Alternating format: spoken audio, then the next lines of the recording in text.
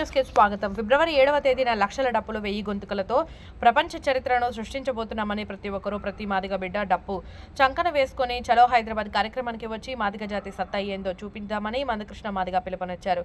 గురువారం నాగర్ కర్నూలు జిల్లాలో నిర్వహించిన లక్ష డప్పులు 1000 గొంతుకల సన్నాహక సమావేశానికి ముఖ్య అతిథిగా మందకృష్ణ మాదిగ హాజరయ్యారు. ఈ సందర్భంగా ఆయన మాట్లాడుతూ ఈ దేశంలో ఎన్నో ఉద్యమాలు జరిగాయి, కానీ ఏ ఒక్కటి కూడా ఎక్కువ రోజులు నిలవలేదు.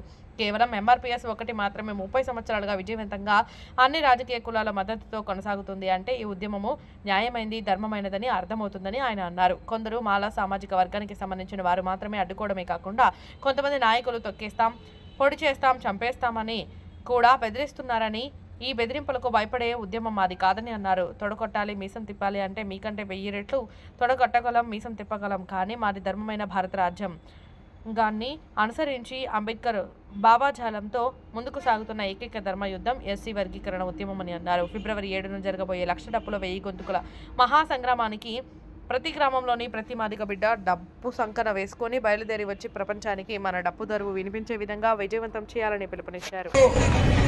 1000 గొంతుల కార్యక్రమానికి ఈరోజు మందకృష్ణన్న మరి రావడము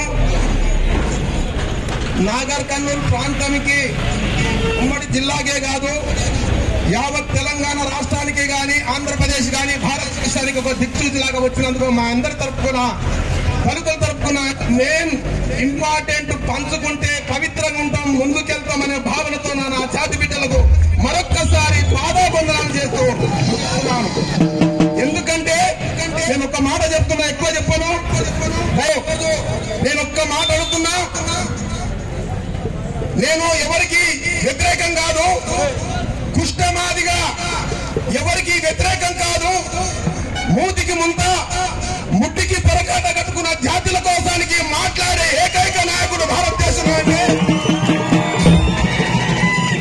ఈ రోజు ఒక మాట చెప్తున్నా, నేను మరొక్కసారి చెప్తున్నా.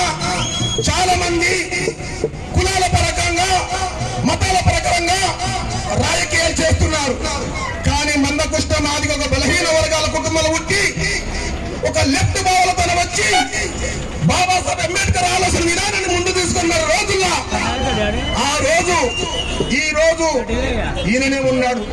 ఈ రోజు బాబాసాహెబ్ అంబేద్కర్ బతికే ఉంటే ఒక మాట చెప్తుండే, ఎందుకు రబాయి లడాయి, కలిసిపోదాం రాండ్రా, పంచుకుందాం రాండ్రా బాబా అని చెప్పేవాడు. నిజంగా చెప్తున్నా, ఇంత కొట్లాట అరే పంచుకుందాం అంటే పంచారు ఎందుకు రాబాయి అని చెప్తున్నా నేను. అరే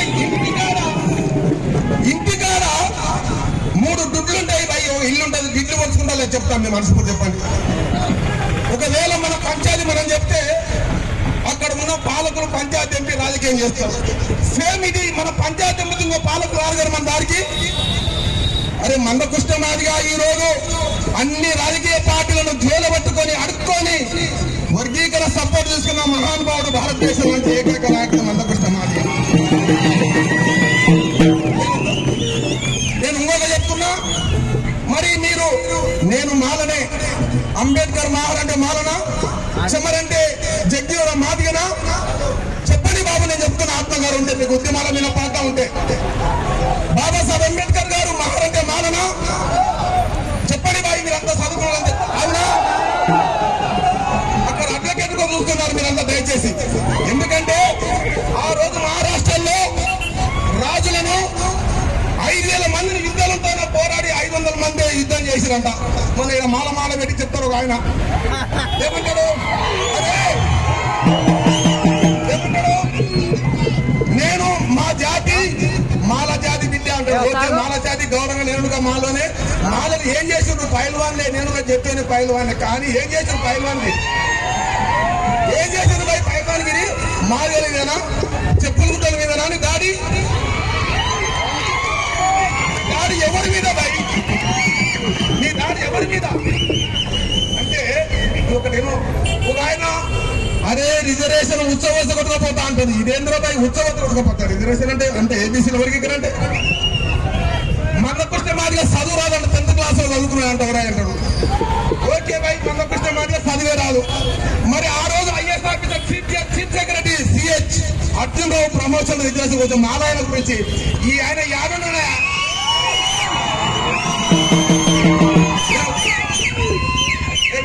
కేకలేకుండా దండం పెడతాను కేకలు కథ చేయకుండా కేకలు కథ చేసి నాకు అంత చేస్తాను నాకు అంత నాయకంగా వర్గీకరణ కోరుకునే మనది ధర్మ పోరాటం, వర్గీకరణ అడ్డుకునే వాళ్ళది స్వార్థం.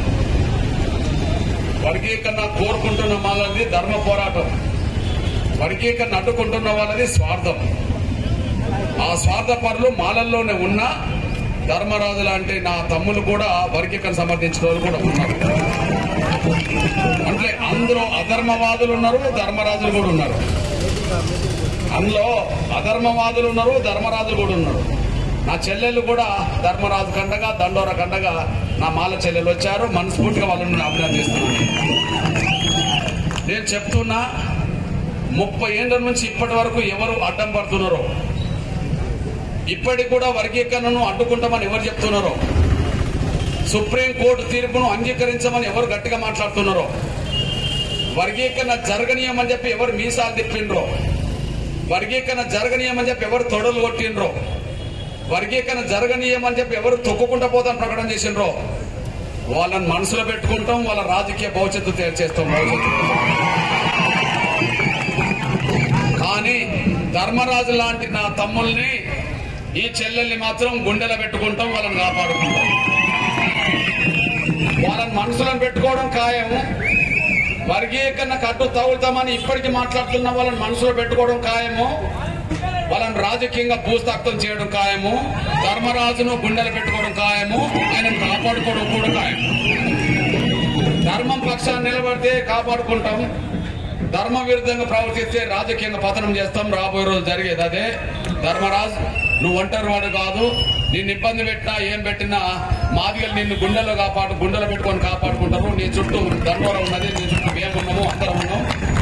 ఏ రోజైనా సరే నిన్ను మీ దృష్టికి నేను తీసుకొస్తున్నా. ఏ రోజైనా ధర్మరాజుకు ఒక కీలకమైన స్థానం ఎక్కడైనా దక్కిందంటే అది ఖచ్చితంగా మాదిగ బిడ్డగా నా పాత్రలో ఉంటుందనేసి అది భవిష్యత్తులో. ఎందుకంటే నేను కృతజ్ఞత ఉండే మనిషిని. డాక్టర్ బాబాసాహెబ్ అంబేద్కర్ ఒక మాట అంటాడు. ఆయన నీ జీవితంలో ఎవరంటే ఇష్టపడతావు, ఎవరంటే ఇష్టపడవు అంటే ఎవరి దారినన్నా కొంత సాయం పొంది ఆ సాయం పొందిన వాళ్ళ పట్ల మళ్ళా కృతజ్ఞత ఉండకపోతే ఆ కృతజ్ఞత లేని మనుషులంటే నాకు ఇష్టం ఉండదు అని చెప్పడం జరుగుతుంది. కాబట్టి నేను ఎక్కువ ఇష్టపడేది ఆ మాటను. ఎవరన్నా ఉద్యమానికి వీసమెత్తి సాయం చేసిన జీవితాంతం వాళ్ళకు రుణపడి ఉండే విధంగా నేను ప్రయత్నం చేస్తున్నాను. అందువల్ల ధర్మరాజ్ నీ సహకారం ఎంత కీలకమో నాకు తెలుసు. చెలో ఢిల్లీ పెట్టినప్పుడు ఢిల్లీకి వచ్చి వర్గీకరణ ఉద్యమాన్ని సమర్థించడానికి నువ్వు ధర్నా చేసినవాడే. ఎక్కడికక్కడ మీటింగ్ లో పాల్గొంటావు.